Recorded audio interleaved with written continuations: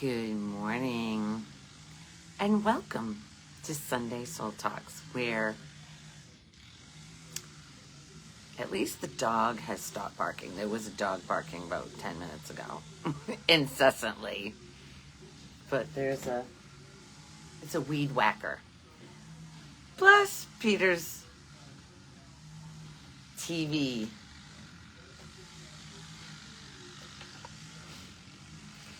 Yeah.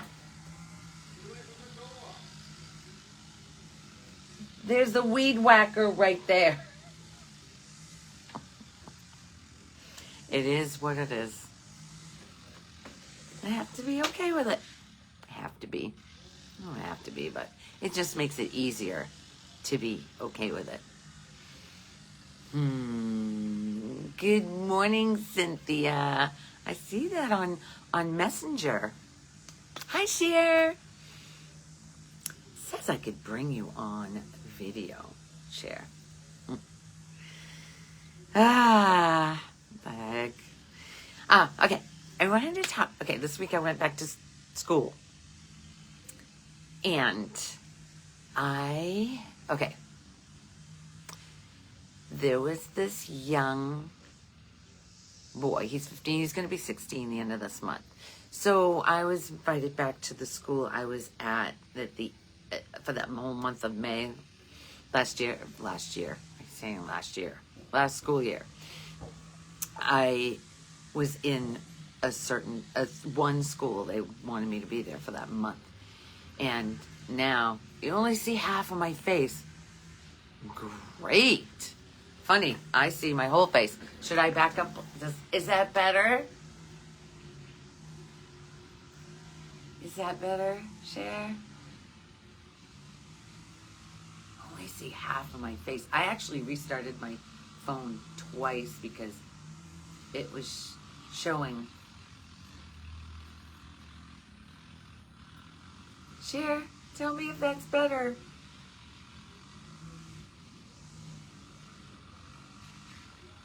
Or should I move right or left?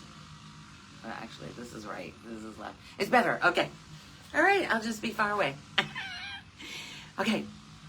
So there was this young boy. Young. I mean, going to be 16 the end of this month. But he was very despondent, very,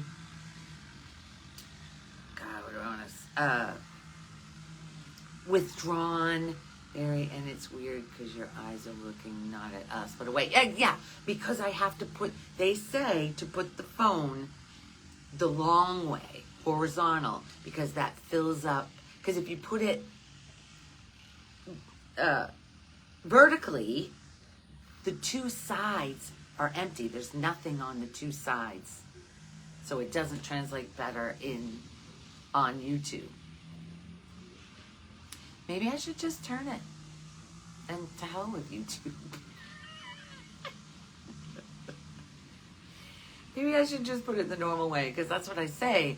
I mean, I could look at the camera. All right, I'm going to do my best to look at the camera. Is that better, Cher? Okay, so this boy was very sad, withdrawn, and he has cuts all on his arms, like blade cuts all up his arm. And it's good now. Okay, I'm going to tell myself to keep looking at that little dot. So last year, I kept saying, the thoughts inside were, I really want to talk with this kid. I really want to talk with this kid. I really want to just feel him out, see what's going on and why. Because the teachers were, he was falling asleep in class. He was, so of course the teachers are getting on him because sleeping is not a thing in class. And they just were trying to get him engaged, and it just wasn't working. So I never got the chance. Towards the end of the year, I made a little bit of connection, a little bit. And this year I went in there not even thinking about it. The eyes have it. They look deep into our soul. The eyes, oh my God, Jimmy, the eyes. That story about my mom when she died, just before she died, and I didn't think I was going to see her again. When her eyes opened up, I said, oh my God, Mom, it's so good to see you again. I didn't think I was going to see you again, is what I said. The whole time I was sitting there looking at her body. The whole time I was sitting there beside her bed looking at her body. But until she opened her eyes, I didn't think I was going to see her again. The window to our soul is our eyes. Exactly. Okay. And I never realized that cliche until that day. So when I was talking with this kid this time, good morning, Alicia. Thanks for being here, guys. So I was talking with him. Somehow it just ended up the first day that I was with him, next to him, and I ended up asking him how his summer was, and he was so animated about his summer because he started coding, he started doing something, and I said, I can feel the life in you. I don't know, I always say things, I don't even know what I'm saying, but I was, reiterating how different he seemed this year, and what a awesome thing it was to witness. I said, you found your calling. You found what lights you up. So the next day, because I was only there for 2 days, the next day, he, for some reason, if you notice, you're put where you're needed or what's meant to be in every situation. And when you're fighting it, that's when you're miserable. But if you accept what is, I ended up being alone with him at the bus ramp because the buses were late. That's so screwed up. I've never been there the first day of school, but no one was there but him. So I was up there alone with him for 15 or 20 minutes just talking. And I was telling him, how it's good to see him animated about life, and it's good to see him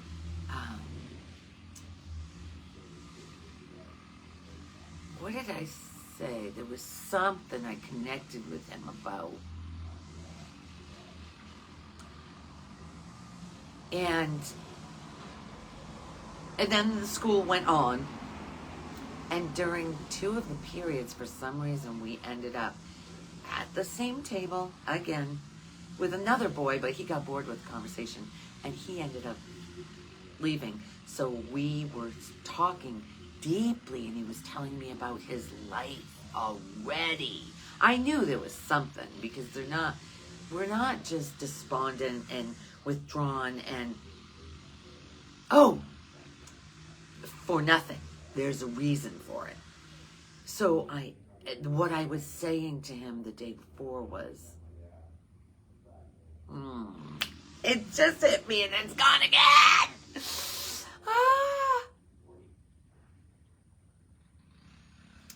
Damn, it's good.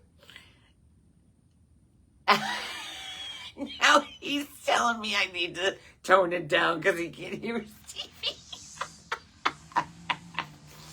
Oh my God. Okay, so yeah, anyway, I had said something to him in the hallway. It was in the hallway about how easy he really has it in the class he's in. I said, if you were out in the gen ed,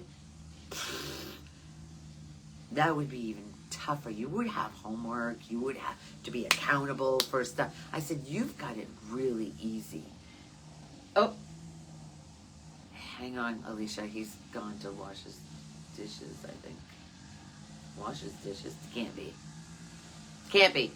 He's over in the kitchen. When he comes back, I'll let him know. I'll let him know. All of you say hi, so you don't have to type it. Yeah, he's doing something in the kitchen. So I got him, it's just a change in perspective. Because if he was in the gen ed, he wouldn't be coloring or drawing or unless he was in art, but he wouldn't be having, I said, you've got it easy, buddy. You don't even realize it. Just that little shift in perspective. I'm hoping Peter!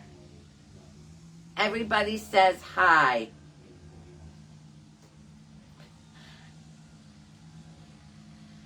Alicia, Cynthia, Sherry, all say hi. They can't see you. Anyway, so that was the beginning of it when I said that little thing about, that was the big opening, it seemed. That and sitting on the bench outside waiting for the buses. And then when we went inside that, we had such deep conversation about how he found his mom on the floor when he was little with all kinds of alcohol bottles around her, and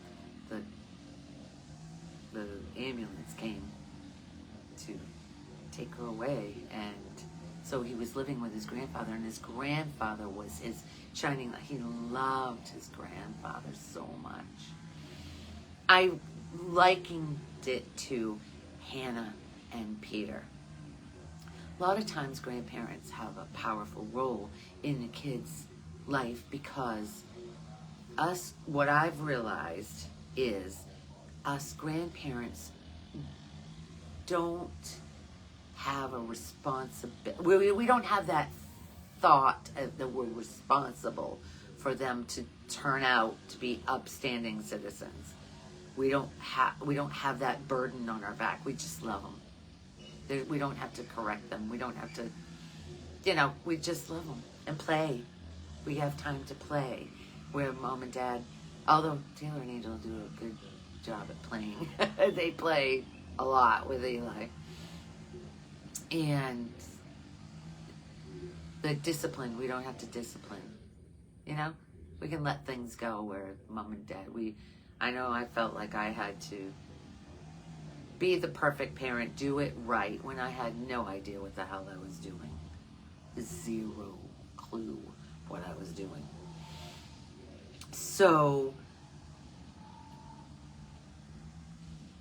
he was sleeping. He slept with his grandfather because he felt safe with his grandfather. And one morning when he was 7, his grandfather didn't wake up. He died. And he said for a long time he didn't believe it. He didn't want to believe it. His mind didn't want to believe it. He kept it in the back. Even when he went to the wake, he has the whole story of how So I just held that space for him to talk, to let it all out. And I stayed connected like I do when I talk to people. I keep my left eye with their right eye. When I talk to somebody, I am connected with their eye. I don't look away very often. And he held it. Most people look away. Even Peter looks away. But this kid held it. And I told him, I said, I love that you are open and honest with me, and you're able to talk with me like this when I'm basically a stranger. But I'm glad that he felt safe enough to talk with me and held that eye. That was beautiful. And I did what we're not supposed to do, because I didn't know if I was going back. And everybody thought I was going to go back, because the one I was covering for last year, Mrs. May, isn't there anymore. She decided not to come back. She had a baby. That's why I was doing the month of May. But she decided 2 weeks before school started that she wasn't coming back. So they're interviewing people and they haven't found anybody. And they won't let me cover because I don't have ESC a certification. Whatever. I wasn't meant to be there, obviously. So I had said, in case I don't come back, I told them, oh, I love them. And that I'm thinking of them. And Jake, this kid, came and said, I hope you'll at least be here for my graduation. Aw, because he's a sophomore right now. So in 2 years, I told him I'll be there. I will be there. I mean, I don't know if if I'm still alive or around, I will be at that graduation in 2 years. I planted the seeds, and that's all we can do. That's literally all we do is plant seeds and let them grow. And I'm glad I didn't get his, I told Peter yesterday, I'm glad I didn't get his number, because I would have called by now to see, I would check on him, see how he's doing, but it's on his terms.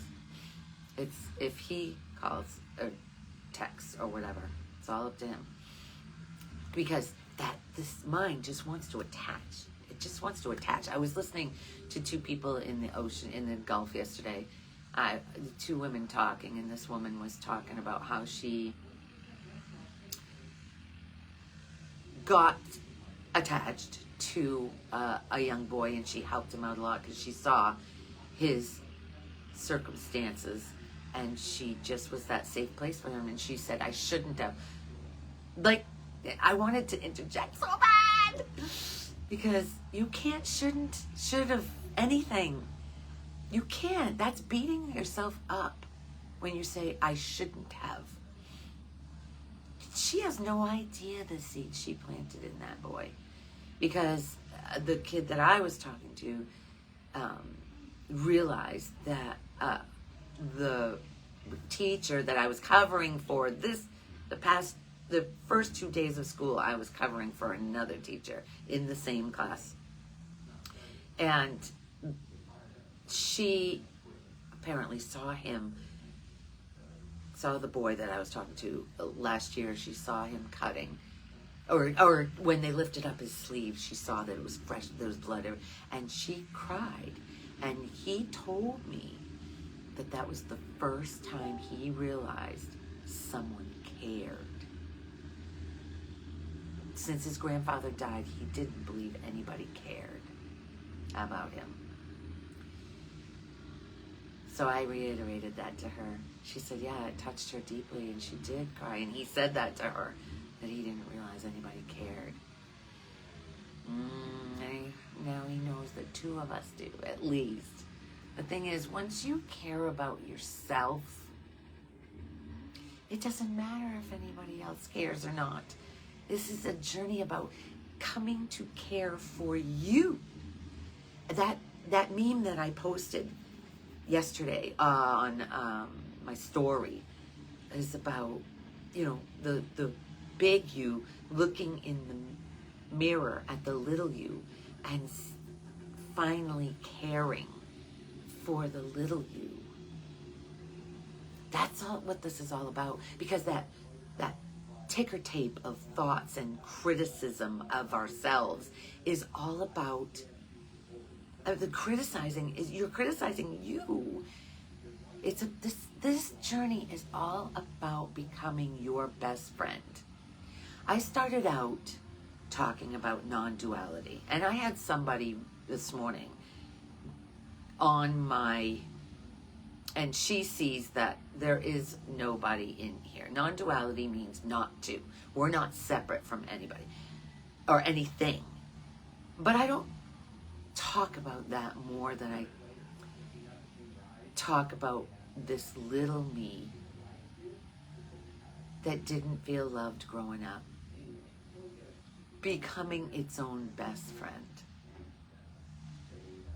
Other than that, I have not seen that there is no one here. I've had glimpses, but it doesn't stay. So I talk to the other little me's out there that I love, Lori loves. I can't pretend to know, to say that I live in non-duality, because I don't. It's in and out, in and out, in and out. And lately, it's more out. More out. And I'm resonating more with connecting with the little me's. Good morning, Melissa.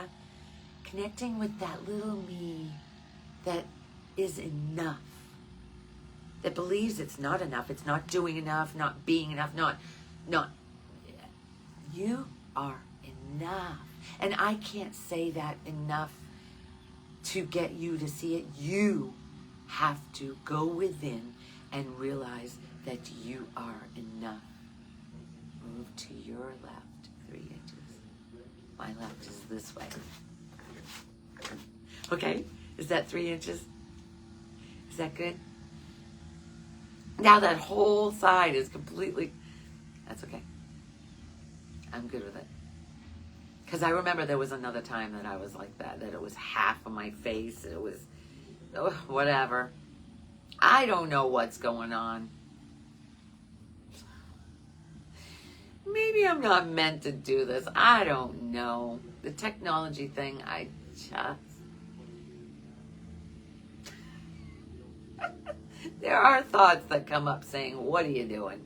Especially when that Amelia woman left. This is my left. Oh, you want me to go to my right. You said your left, girl. This would be my right, okay? So is this better?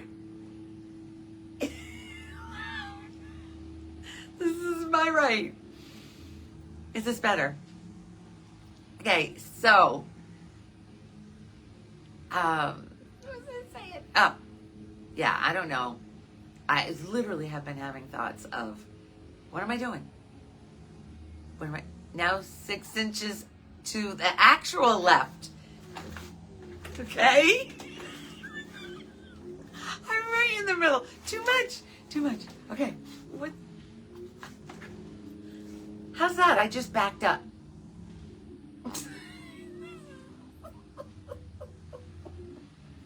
Got my bathing suit because we're going. Angie's home for the weekend, and we're going to church. They have church. Too much. I'm too much where, girl? I don't know. I don't know. Anyway, I gotta see what time it is. 9:23. I don't know. Yeah, last week, okay, it's good. Last week, I didn't have this problem. I shut my phone off twice before starting this. And now I'm looking at myself and talking again instead of my camera, my little dot. This is as real as it gets, guys. What? Anyway, I loved connecting. Basically, that's my joy, is connecting and helping the little me's. The little me's coming to love themselves. And even just a little bit, but I didn't say anything to the woman in the water. Oh, it was so close, but it wasn't I just sent love. I literally envisioned my heart with hers. I was just sending her love. Because we're not separate.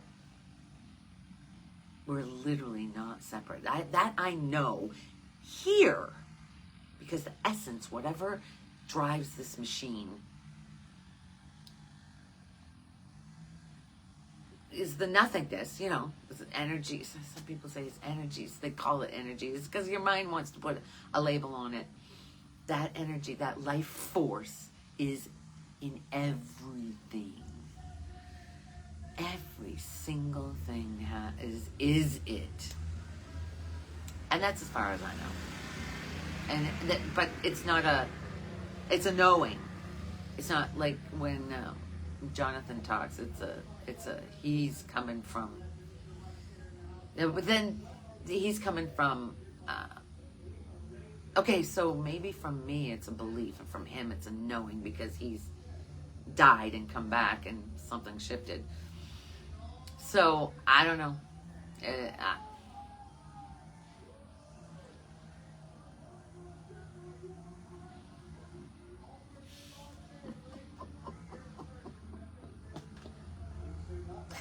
It seems like I've got everything against me. Peter's got something cheering going on in there. And that weed whacker is still going on. I think he's doing his whole lawn with it. That's yesterday, Peter and I there was something going on, and I started laughing. And I immediately, when there's something that's seemingly really serious and you break into laughter, that changes it all. Laughing changes all of it. It can break the seriousness. Hey! What?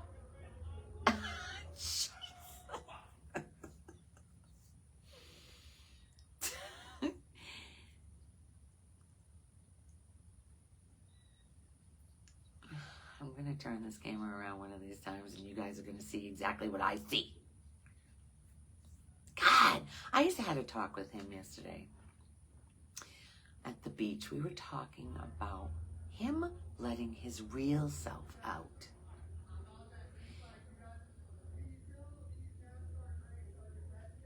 He only lets me see the real him. Hannah, we were discussing who's the closest. And Hannah, I think, is the closest. But, so we also found out yesterday that he says things to get me going. He gets pissy at me because I'm reacting a certain way, but he says things to get me pissy. That's the pattern. We were able to see that. I was able to see that yesterday, and I called him out on it. I was able to see where because he's constantly food, wants to eat, especially at the beach, constantly wanting to eat. And so he's saying things like, as soon as we sit down, we get everything all set up, the umbrella, the chairs, the cooler, everything's where it needs to be in the shade. And he says, okay, what do we have to eat? He's saying that to get a rise out of me, because he knows that that's going to get a rise out of me. So I have to look and see where I'm thinking he shouldn't be eating right then. The whole patterns that we've got going, it is so fun to blow them up, to actually laugh at them. He drinks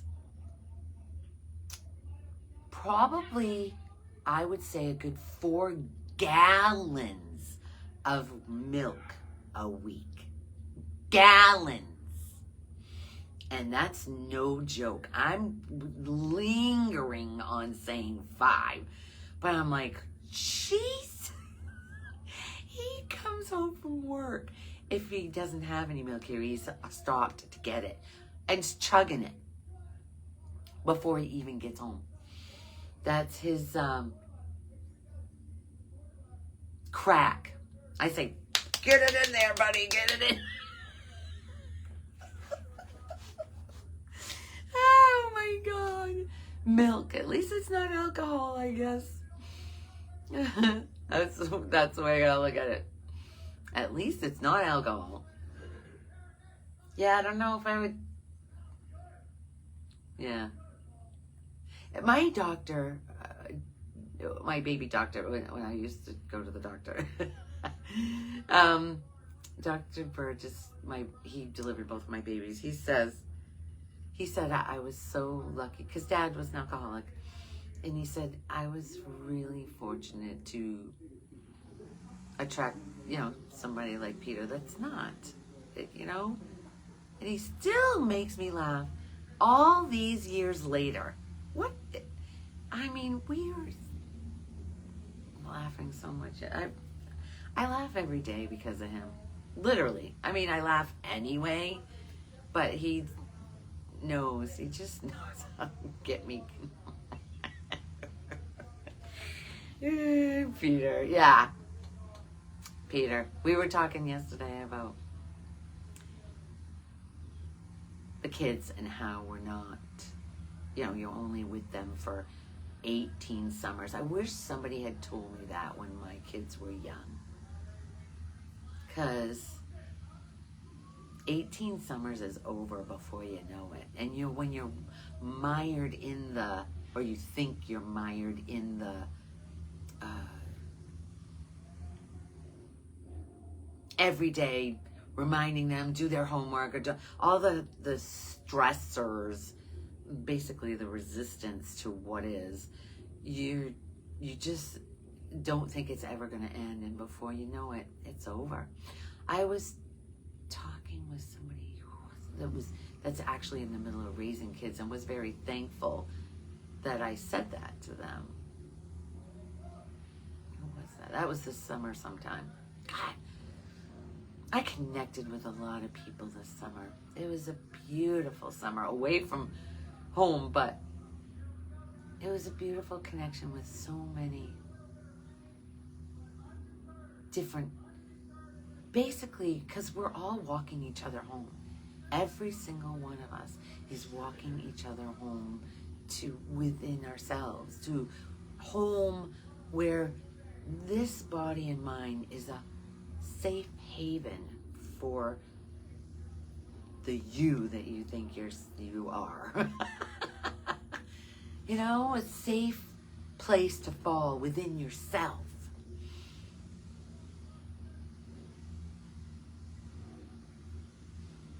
Yeah. My favorite thing to do is connect with people. I love connecting with people and just saying a couple of words to flip the script, and then they say, I never thought of it that way. Those words light me up when I hear someone say that. So, it is August in Florida, and it is hot. This is like the height. It's the height through most of the country. So, of course, Florida is going to be, imagine Texas, Louisiana, all across the southern states are sweltering. But thank God for air conditioning. But being at the beach yesterday, we weren't hot at all. At all. We were in the water most of the time. God, that Gulf is so beautiful. The color of the water. We were at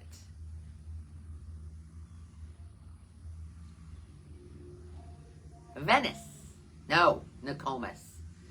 We were at Nokomis Beach yesterday, which the jetty splits Venice and Nokomis. And the sand there, it's not really sand, it's crushed shells. Really crushed. It does not hurt your feet to walk on them. Like where at Boca, it's sand plus shells, which those shells, you gotta really watch where you're going, even in the water. But this was, we didn't go to Boca because it was I cut Angie and Kev's hair, so we left too late. So to get out there, we would have been, yeah. So, we haven't been to Nokomis in a long time. Yeah, it was a beautiful day until the sky turned black, and we were like, should we go? We ended up leaving like early, an hour early. That's no beat. I remember in the car thinking, he said, we're leaving too early, but too early. What is that? We're leaving when we're leaving. So, you guys got any questions? I always ask that when I have nothing to talk about. But after a few minutes, something usually shows up. But I posted a meme saying, I'm not gonna go down. How did that go? Something about with not having anything to say. I'm not gonna die with a. That's not the way it was. I think, you guys, I think I'm done. I can't think of anything else to say.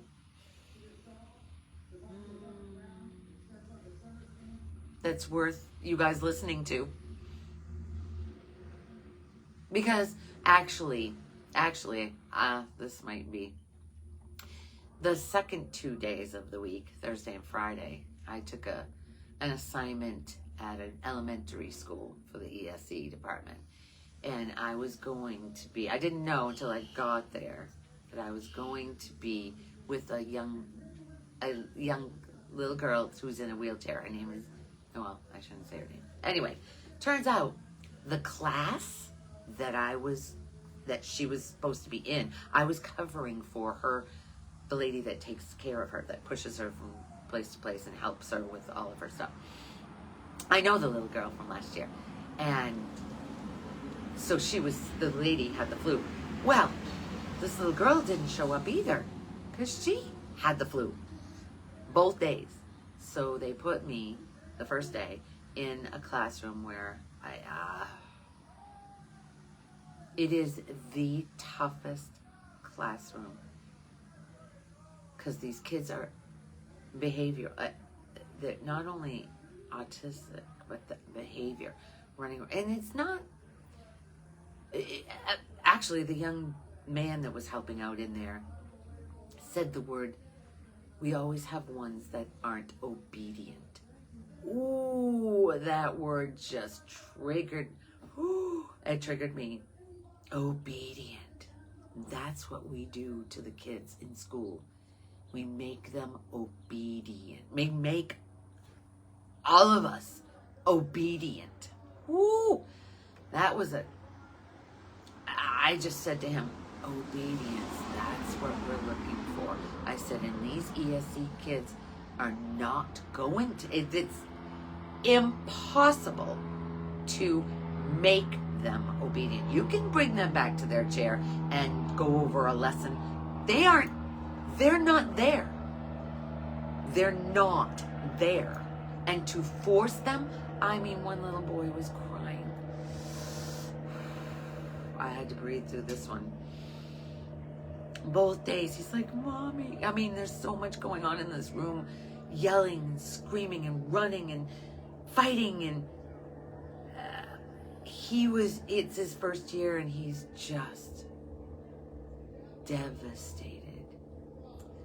And I just rubbed his back and I got in his face and I said, breathe with me. We've got to breathe deep, because he was hyperventilating. It wasn't a cry of disobedience. He was sad. It was ripping my heart out. But I guess I'm resisting because I couldn't help him. I couldn't even get him to breathe deep. A little bit I could, but not enough to get him to come back to here. And I don't want to say that this is wrong, because I always say nothing is wrong. But there's the but right there, taking it back. I don't know the answer to this. Something has to change for these kids, because the other classroom I was in, where the little girl was supposed to be with the wheelchair, there was a teacher, because, basically there were only 9 kids in this class. 9 kids. The rest of them were out with the flu. The whole class was out with the flu. Whoo, boy. Like, we're talking. And 2 of them were in there saying, my belly hurts. I'm like, okay. And turns out that one of those kids ended up in the afternoon throwing up all over the hallway. And the carpet, oh my God. Something's going on in there. Anyway, so it was either staying there with the idea, the knowing that these kids are all sick, or going to the other one. Turns out they wanted me in the other. But on Friday, somebody had mentioned something about me covering for the lunch, but nobody took. And so I called up when I was in the room that I'm having a hard time in, I said, did somebody say they wanted me in the cafeteria? I was in the cafeteria. I stayed in the cafeteria all of the lunches. Put stuff in my ears. I had a great time. Actually, I had a great time in the cafeteria. Because it was better than the other. It was better than the alternative. I was grateful to be in the cafeteria. Let's put it that way. That's it. Just like I was saying with the boy from the 15-year-old saying, being grateful, gratitude. When you are in a situation and looking at it through gratitude instead of what's wrong, there we go. That just came full circle right here, right now. It's coming from gratitude. So, how can I be grateful for being in that class? Well, I was there to rub this little boy's back and try to help him, connect with him in his eyes, connect with him and say, breathe, come back to now. He's saying that, come back to now. Whether he understands it or not, I can't. But there's a little girl in there who is off the charts running. She ran out. She actually got loose. She's a runner. And I happened to be close to the door, but not quick enough for her. She's out. And before she got to the PE classroom, the outdoor classroom where they're having PE, I was able to catch her. I didn't even know I could run that fast. I didn't know. And somebody was watching from the other side. She goes, good catch. And then the next time she got out, the teacher was closest to the door and she chased her across, and she ended up basically dragging her back. She did not want to go back in that room. There's a reason why these kids don't want to go back in that room. But who am I? It is what it is. And each child, they're not a victim. But that's another thing I wondered about the ESC. We're talking, there's a whole wing now of kids that are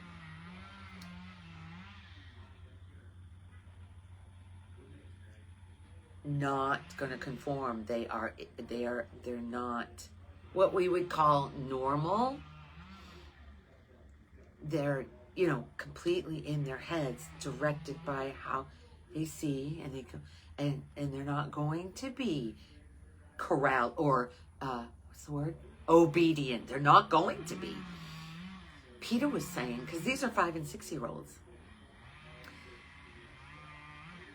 5 years ago and 6 years ago, that's when every kid that was born got the COVID shot.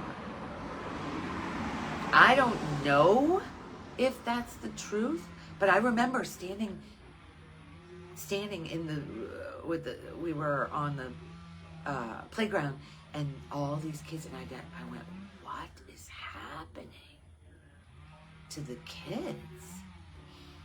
And when Peter said that yesterday, I went, wow. I don't know if that's a huge coincidence, but I don't believe in coincidences. Coincidences aren't just, wow. I'm probably going to get banned for this kind of talk or whatever. But how I mean, seems kind of logical, doesn't it? Because my friend Michelle got put in Facebook jail because of the way she talks about the end of life. She talks about hospice. She's a hospice nurse, And she talks about how she's at the end of life, the different things that happen and how you can go through it by understanding what happens at the end of life and how nothing is abnormal. It's what's meant to be. The body knows what to do. And she's been banned till November. Her audience was growing big time, and she's not resisting it, though. That's what we talked about yesterday, is that she's not resisting. She's accepting what is, because she has a pretty big following in a short amount of time. Bug. So who knows what's going to happen with me? If it's meant to be, it's meant to be. If they say you're off the air, okay.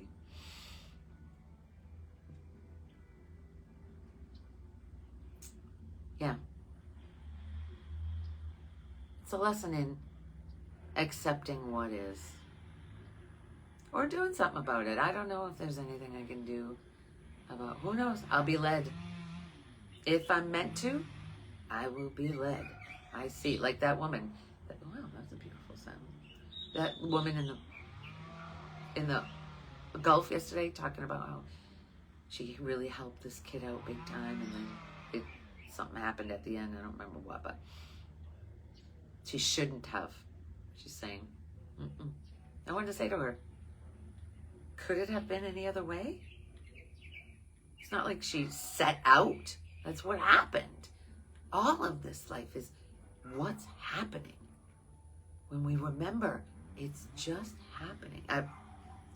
In the dream, it's happening. Seemingly. I say seemingly because in reality, nothing is happening. Because there's only now. But from the little me's, we see it's looking like each timeline is happening. Each birth to death is happening for the me that we believe ourselves to be. That's it.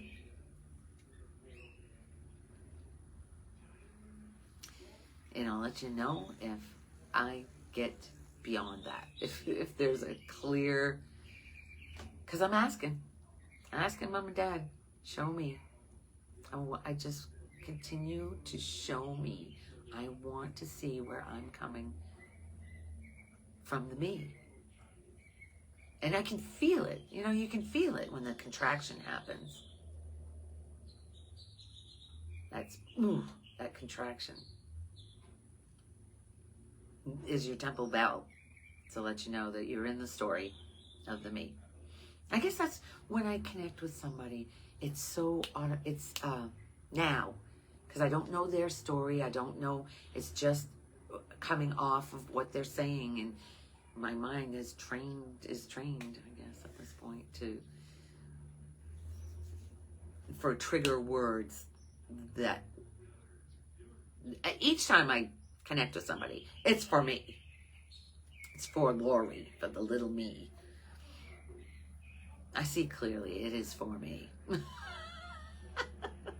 And if I fight it, I suffer. Period.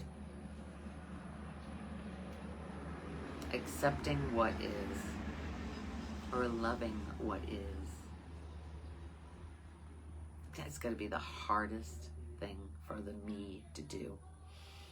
But I don't want to take on that either, the hardest, because then it seems hard. When you've got our temple bells within, we've got our temple bells that tell us right there, as soon as there's a you know you're in the story of the me. Yeah. Jeez, have I gone past 10? Oh, 10. Okay. All right. I guess that's it. I think that's it. There's nothing else. I thank you guys so much for being here. I appreciate every single one of you. through all my forgetting, all my tech foibles, you guys are the best. Really. The fact that you stay tuned is beyond me. And for that, I'm so grateful. I just love you guys so much. Thank you, thank you, thank you for being here. Until next Sunday. I hope you have a wonderful week. I have no idea where I'm going this week. I've got no jobs lined up so far. Sherry, I'll get it in a second. All right. I love you. Till next Sunday. Mwah. Oh, she's showing me how off I was. Whatever.